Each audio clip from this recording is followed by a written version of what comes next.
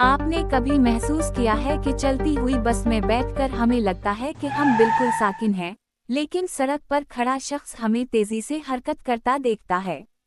यही तस्वुर relative motion कहलाता है। फिजिक्स के मुताबिक किसी भी चीज की हरकत या सुकून इस बात पर मुनहसर होता है कि इसे किसके हवाले से देखा जा रहा है, यानी हरकत मुतलक नहीं बल्कि निस्बती होती है। फर्ज करें आप ट्रेन में बैठे हैं और आपके बराबर वाली सीट पर रखा बैग आपको साकिन नजर आ रहा है, लेकिन प्लेटफॉर्म पर खड़ा शख्स कहेगा कि वो बैग तेजी से आगे बढ़ रहा है। बैग एक ही है, मगर देखने वाला बदलते ही मोशन भी बदल गई। यही रिलेटिव मोशन की असल रूह है। रोजमर्रा जिंदगी में इसकी कई मिसालें मौजूद हैं।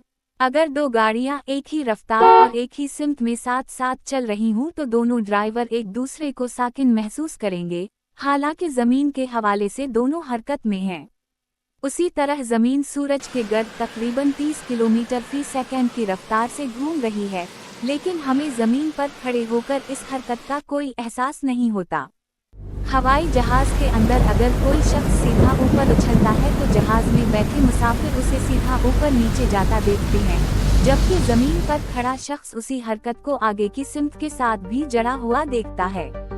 एक ही हरकत मगर दो मुख्तलिफ मुशाहदे।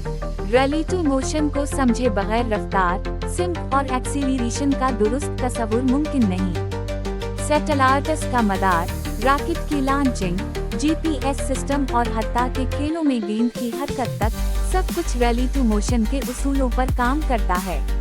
रिलेटिव मोशन हमें ये सिखाता है कि फिजिक्स में सबसे अहम सवाल ये नहीं कि चीज हरकत में है या नहीं, बल्कि ये है कि वो हरकत किसके हवाले से देखी जा रही है। यही सवाल फिजिक्स को समझने की कुंजी है।